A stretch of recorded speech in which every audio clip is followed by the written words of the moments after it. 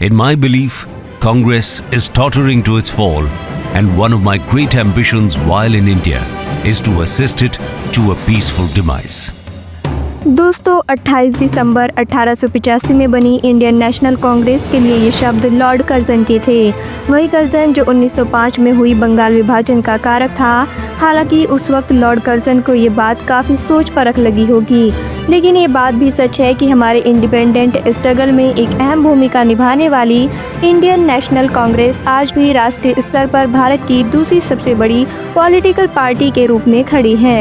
यूँ तो 1885 में इसके उद्यम से लेकर 1947 में भारत के आज़ाद होने तक कांग्रेस सिर्फ एक पॉलिटिकल पार्टी नहीं थी, बल्कि उस समय इसका कद इससे बहुत ऊंचा था। और इसका कारण ये था कि भारत के करोड़ों लोगों की उम्मीदें इसी पार्टी और इसके श्रेष्ठ नेतृत्व पर ही टिकी हुई थी कि यही वो माध्यम है जो उन्हें अंग्रेज़ों के गुलामी की बीड़ियों से आज़ाद कराएगी। अब उस समय इस पार्टी का क्या वजूद था, इसके बारे में तो हम सब ने बहुत ही डिटेल से पढ़ा है, पर क्या आप इस पार्टी के भारत की आज़ादी के बाद के सफ़र को जानते हैं? अब आप पूछेंगे कि भाई इस सफ़र में ऐसा क्या ख़ास है, तो हम आपको बता दें कि ये सफ़र इसलिए ख़ास है क्योंकि ये ऐसे उतार चढ़ाव से भरा है कि मानो कोई रोमांचक थ्रिलर फिल्म चल रही हो। अब आप ही बताइए, भारत के अब तक के 17 जनरल इलेक्शन में से 7 में पूर्ण बहुमत और 3 अन्य में कोalition गवर्नमेंट बनाते हुए देश में 5 दशक से ज़्यादा राज करने के बाद भी अगर आज इंडिया की इस ग्रैंड ओल्ड पार्टी के रेलिवेंस पर ही सवाल या निशान लगाए जाने लगे हैं, तो इसकी कहानी तो रोचक होगी ही ना।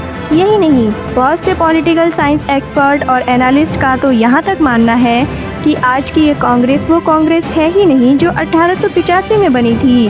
तो ऐसे में प्रश्न उठता है कि फिर ये कौन सी कांग्रेस पार्टी है, और अगर ये वो असली इंडियन नेशनल कांग्रेस नहीं है तो फिर असली INC का क्या हुआ। अब ऐसे में इन प्रश्नों का उत्तर देने के लिए हमारे लिए इस पार्टी के इतिहास को जानना बहुत ज़रूरी है। तो चलिए आज हम इंडियन नेशनल कांग्रेस के इसी सफ़र की बात करते हैं।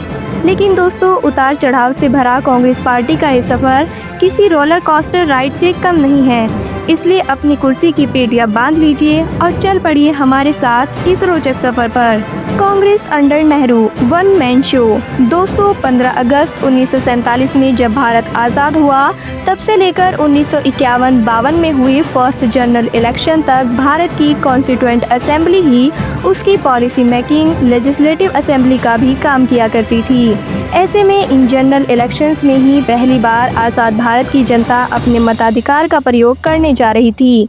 साथ ही ये इलेक्शन एक प्योरली पॉलिटिकल पार्टी के रूप में इंडियन नेशनल कांग्रेस का भी पहला ही इलेक्शन था। लेकिन इस इलेक्शन में खड़ी होने वाली वो अकेली पार्टी नहीं थी, बल्कि कुल 53 पॉलिटिकल पार्टी, जिनमें 14 नेशनल पार्टीज भी थी, इस चुनाव में शिरकत करने वाली थी। फिर भी जब इलेक्शन का रिजल्ट आया तो वो सभी की आशाओं के अनुरूप ही निकला, क्योंकि भारतीय लोकतंत्र के इस पहले महाकुंभ में अपना वर्चस्व स्थापित करते हुए कांग्रेस ने 45% वोट्स और 489 सीट में से 364 सीट अपने नाम किए थे। यही नहीं, इसी दौरान हुए स्टेट इलेक्शंस में भी भारत के हर राज्य में भी कांग्रेस ने ही अपनी सरकार बनाई और यहाँ से कांग्रेस के राजनीतिक सफ़र की असली शुरुआत हुई। जब पहले इलेक्शन के बाद जब जवाहरलाल नेहरू प्राइम मिनिस्टर की गद्दी पर बैठे, तब कांग्रेस की बागडोर भी उन्हीं के हाथों में थी। जब जवाहरलाल नेहरू 1951 से लेकर 1954 तक कांग्रेस के प्रेसिडेंट रहे, यही नहीं 1951 से लेकर 1964 में नेहरू के आकस्मिक निधन तक देश में कांग्रेस की ही लहर थी। देश में नेहरू की ऐसी फॉलोइंग थी कि नेशनल इलेक्शंस हो या राज्यों के स्टेट इलेक्शंस, सभी में अपने तमाम प्रतिद्वंदी पार्टीज के अगेंस्ट कांग्रेस अकेली ही मैदान मारती दिखाई देती थी। इसीलिए कांग्रेस की इस युग को हम नेहरू युग भी कह सकते हैं, क्योंकि चाहे देश की सोशलिज्म ओरिएंटेड इकोनॉमिक पॉलिसी हो या फिर फॉरेन रिलेशंस के लिए अपनाई गई नॉन अलाइनमेंट मूवमेंट की लैंडमार्क पॉलिसी, सभी में जवाहरलाल नेहरू की छाप साफ देखी जा सकती थी। यही नहीं, नेशनल और स्टेट दोनों ही जगह पर कांग्रेस का एक छत्र राज होने से इन दोनों के बीच अच्छा सामंजस्य था। जिससे इंडियन कॉन्स्टिट्यूशन में फेडरलिज्म संबंधी प्रावधान होने के बाद भी देश में एक तरह का यूनियनिज्म भी स्थापित था। लेकिन इसी बीच 1962 में चाइना के हाथों हार के बाद अचानक कांग्रेस और नेहरू की पॉपुलैरिटी में एक गिरावट दर्ज की गई और इसे भांपते हुए 1963 में जवाहरलाल नेहरू ने मद्रास स्टेट के चीफ मिनिस्टर के कामराज की पोटेंशियल पर भरोसा करते हुए कांग्रेस की प्रेसिडेंटशिप उन्हें सौंप दी। जवाहरलाल नेहरू का मानना था कि इस घड़ी में एक वो ही है जो कांग्रेस को रिवाइटलाइज करा सकते हैं। उस समय के कामराज ने इसके लिए कामराज प्लान प्रपोज किया, जिसमें उन्होंने सजेस्ट किया कि कांग्रेस पार्टी के 6 चीफ मिनिस्टर और 6 सीनियर कैबिनेट मिनिस्टर को अपने पदों से रिजाइन देकर पार्टी वर्क पर ध्यान देना चाहिए। उनका मत था कि ऐसा करने से जनता में एक अच्छा संदेश जाएगा और साथ ही पार्टी कार्यकर्ताओं का उत्साह भी बढ़ेगा। लेकिन इसी बीच 1964 में जवाहरलाल नेहरू का दिल का दौरा पड़ने से निधन हो गया और इस घटना के साथ ही कांग्रेस में भी बिखराव के चिन्ह दिखाई देने लगे। इसके चलते उनमें इंटरनल पॉलिटिक्स हावी होती साफ देखी जा सकती थी, जहां अब सत्ता के खेल सिर्फ चुनावों तक सीमित नहीं रह गए थे, बल्कि कांग्रेस के भीतर भी शुरू हो चुके थे। तो आइए हम कांग्रेस के इस दौर के बारे में भी जान लेते हैं। State of terminal. Nehru ji के आकस्मिक निधन के बाद सबसे बड़ा प्रश्न यही था कि भारत का अगला प्रधानमंत्री कौन होगा, और इसी प्रश्न के साथ भारतीय राजनीति के सेंट्रल स्टेज पर 2 अलग अलग दौड़ एक साथ शुरू हो चुकी थी, जहां एक और नेहरू जी की खाली प्रधानमंत्री की कुर्सी के लिए एक स्पर्धा चल रही थी, वहीं दूसरी ओर कांग्रेस के अंदर ही कांग्रेस पार्टी पर अपनी पकड़ मजबूत करने के लिए भी खींचतान शुरू हो गई थी। ऐसे में प्रधानमंत्री की कुर्सी के लिए 2 दावेदारों के नाम सामने आए थे। एक थे मोरारजी देसाई और दूसरे थे लाल बहादुर शास्त्री। हालांकि इस सब के बीच गुलजारी लाल नंदा को इंटरिम प्राइम मिनिस्टर बना दिया गया, लेकिन इस कॉन्टेस्ट के असल विजेता रहे के कामराज। ये कामराज का ही पॉलिटिकल आर्ग्यूमेंट था कि उन्होंने मोरारजी देसाई जैसे वेल कनेक्टेड और सीनियर लीडर के सामने लाल बहादुर शास्त्री जैसे पॉलिटिकली ब्लंट और गुटबाजी से दूर रहने वाले लीडर को प्रधानमंत्री की कुर्सी पर स्थापित कर दिया। ऐसे में शास्त्री के रूप में देश को एक नया प्रधानमंत्री तो मिला ही, कांग्रेस के भीतर के कामराज भी किंग मेकर बनकर उभरे। इसलिए कांग्रेस की इस युग को पॉलिटिकल टर्मियल का युग कहें या फिर कामराज का, ये फैसला करना थोड़ा मुश्किल है। पर जो भी हो, थोड़ी देर के लिए पटरी से उतरती कांग्रेस फिर से वापस पटरी पर आ चुकी थी। इसी बीच 1965 में पाकिस्तान को शिकस्त देने और जय जवान जय किसान के अपने नारे से मशहूर शास्त्री जी अब भारतीयों के दिलों में अपने लिए जगह बनाने लगे थे। लोग उनमें एक सिंपल, ऑनेस्ट और हार्ड वर्किंग प्राइम मिनिस्टर देख रहे थे। लेकिन इसी बीच जनवरी 1966 में ताशकंद में संदिग्ध हालातों में शास्त्री जी का निधन हो गया, जिससे भारत और कांग्रेस दोनों ही एक तरह से फिर वहीं पहुंच चुके थे जहां वो 1964 में नेहरू जी के निधन के बाद थे। लेकिन जैसा कि हमने आपको बताया कि कांग्रेस का ये युग के कामराज का युग था, इसलिए ऐसे में कामराज ने फिर अपना जोहर दिखाते हुए मोरारजी देसाई की जगह इंदिरा गांधी को प्राइम मिनिस्टर की गद्दी पर स्थापित कर दिया। लेकिन इस बार फिर से ऐसा करना कामराज के लिए भी आसान नहीं था, जिस वजह से कांग्रेस में बहुत से वरिष्ठ नेताओं ने खुद को निगलेक्ट किए जाने की वजह से कांग्रेस को अलविदा कह दिया और अपनी अलग पार्टीज बना ली। हालांकि कांग्रेस की इस मुख्य धारा से निकलकर बहुत से राजनीतिक दल बने, लेकिन इनमें चौधरी चरण सिंह की भारतीय क्रांति दल और बीजू पटनायक की उत्कल कांग्रेस मुख्य थी। कांग्रेस से अलग होते कद्दावर चेहरे और कांग्रेस के विघटन से बनती इन क्षेत्रीय पार्टियों ने ही इंडियन पॉलिटिकल स्फीयर को भी बदल कर रख दिया। जो कांग्रेस अब तक इंडिया में एक तरह से वन पार्टी सिस्टम चला रही थी, अब उसके लिए स्ट्रॉन्ग कॉम्पिटिटर्स खड़े होने लगे थे, जो खासतौर पर स्टेट इलेक्शंस में कांग्रेस का रिप्लेसमेंट बनकर उभर रहे थे। ऐसे में कांग्रेस में लगातार होते इन बदलावों और देश के बदलते राजनीतिक परिवेश में कांग्रेस की ज़रूरत थी एक स्ट्रॉन्ग लीडरशिप की, जिस ज़रूरत को पूरा किया इंडिया की स्ट्रॉन्गेस्ट और most controversial prime minister Indira Gandhi ने। तो आइए अब हम कांग्रेस के इस इंदिरा युग के बारे में भी थोड़ा जान लेते हैं। इंदिरा इन आफ्टरमैथ। जिन हालातों में इंदिरा गांधी जी की ताजपोशी हुई थी, कांग्रेस के लिए एकजुट रहना बहुत मुश्किल था, क्योंकि कांग्रेस की इस नई लीडरशिप के लिए ना तो कांग्रेस के कन्वेंशनल लीडर्स तैयार थे और ना ही ज़मीन पर इंदिरा जी की वैसी पॉपुलैरिटी थी। यही कारण था कि जहां एक और कांग्रेस में विरोध के सुर बुलंद हो रहे थे, वहीं दूसरी ओर 1967 में हुए जनरल इलेक्शंस में कांग्रेस की जीत के बाद भी उनका प्रदर्शन उनकी अब तक की इमेज से बिल्कुल उलट था। ऐसे में शायद अपनी इसी पॉपुलैरिटी को स्थापित करने के लिए इंदिरा गांधी ने कांग्रेस के भीतर ही लेफ्ट ग्रुप की संरचना की और साथ ही अपनी पार्टी के दिग्गज नेताओं के मशवरे से अलग अपने फैसले लेने शुरू कर दिए। जैसे प्रेसिडेंट ऑफ इंडिया के पद के लिए पार्टी की पसंद रहे नीलम संजीव रेड्डी की जगह इंदिरा गांधी ने वीवी गिरी का नाम प्रस्तावित किया। वहीं कांग्रेस पार्टी के मेंबर की सलाह के विरुद्ध जाकर बैंक नेशनलाइजेशन के फैसले को हरी झंडी दे दी। इसी के चलते कांग्रेस पार्टी प्रेसिडेंट एस निजालिंगप्पा द्वारा 12 नवंबर 1969 को इंदिरा गांधी को कांग्रेस पार्टी से निष्कासित कर दिया गया। लेकिन इस पर भी हार न मानते हुए इंदिरा गांधी ने इंडियन नेशनल कांग्रेस के अंदर ही अपना एक नया मोर्चा खोल दिया, जिसे नाम दिया गया कांग्रेस आर।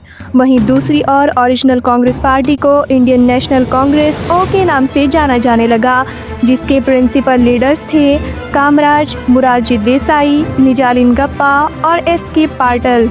पार्टी के इस तरह दो गुटों में बंट जाने से इलेक्शन कमीशन ने दोनों दलों को अलग अलग मान्यताएं दे दी। जहां एक तरफ ओल्ड कांग्रेस पार्टी को पार्टी का असली चुनाव चिन्ह यानी कि हल खींचता हुआ दो बैलों का जोड़ा ही चुनाव चिन्ह के रूप में दे दिया गया, और वहीं दूसरी ओर इंदिरा गांधी के फैक्शन को एक गाय और उसका बछड़ा इलेक्शन सिंबल के तौर पर मिला।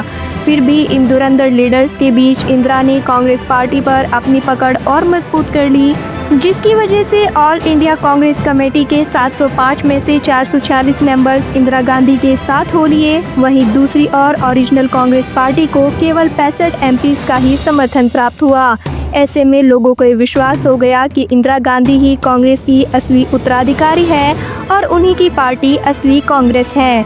इसी बीच इंदिरा गांधी के गरीबी हटाओ जैसे पॉपुलिस्टिक और ग्रीन रिवॉल्यूशन जैसे प्रोग्रेसिव फैसलों की वजह से जनता में इंदिरा गांधी की पॉपुलैरिटी बढ़ी और उनकी कांग्रेस ने 1971 के मिड टर्म इलेक्शन में लैंडस्लाइड विक्ट्री हासिल की।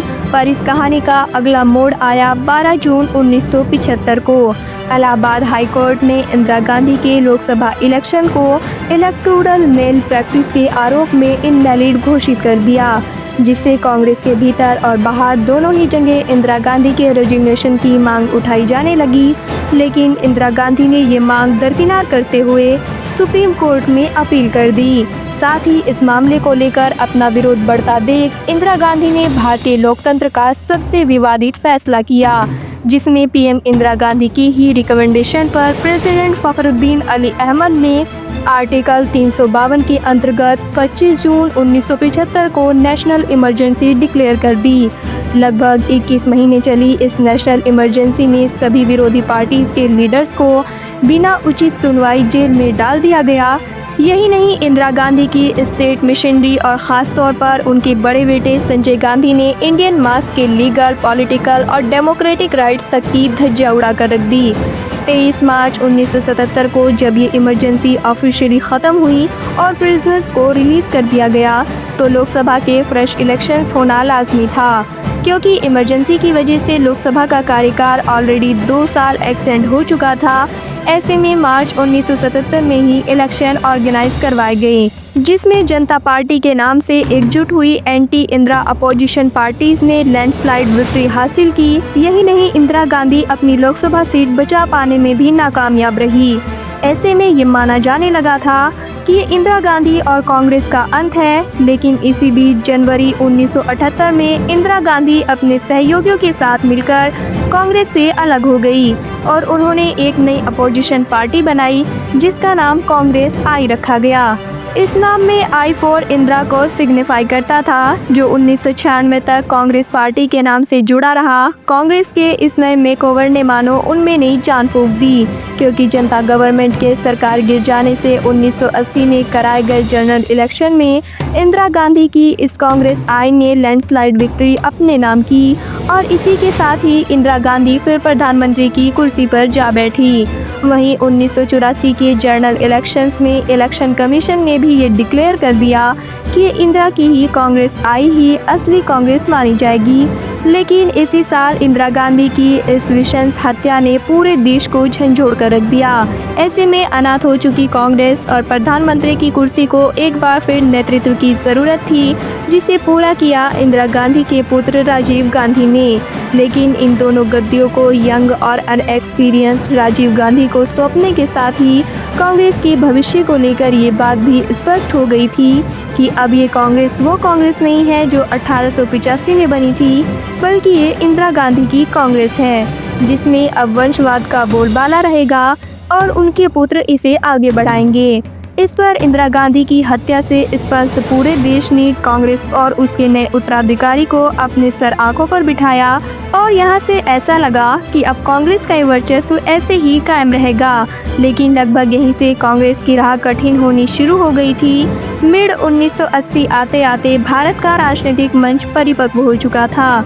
कांग्रेस पार्टी के टूटकर बने हुए बहुत से क्षेत्रीय दल अब मजबूत हो चुके थे। यही नहीं, इमरजेंसी, जेपी आंदोलन और जनता गवर्नमेंट के फलस्वरूप बहुत सी नई पार्टीज भी अब दिन पर दिन जन्म लेने लगी थी। ऐसे में नेशनल पॉलिटिक्स हो या स्टेट इलेक्शंस, कांग्रेस को कड़ी प्रतिस्पर्धा मिलने लगी थी। इस समय कांग्रेस के सामने सबसे बड़ा प्रतिद्वंद भी था जनता दल, जो जनता पार्टी, लोक दल, जन मोर्चा और इंडियन नेशनल कांग्रेस से मिलकर बनी थी। ये दल नेशनल लेवल पर अकेले तो कांग्रेस को सीधी टक्कर देने में सक्षम नहीं थे, लेकिन एक दूसरे से गठजोड़ करके इन्होंने कई बार कांग्रेस का तख्ता पलट किया, जिसके चलते ये 1989 से 1999 तक भारत के कई प्रधानमंत्री और कांग्रेस ने कई नए पुराने प्रतिद्वंदी भी देखे। साथ ही इसी बीच कांग्रेस का भविष्य समझ जाने वाले राजीव गांधी की 1992 में हत्या कर दी गई। ऐसे में कांग्रेस की बागडोर भी कई हाथों में गई, जिससे कांग्रेस के गिरते वर्चस्व को साफ देखा जा सकता था।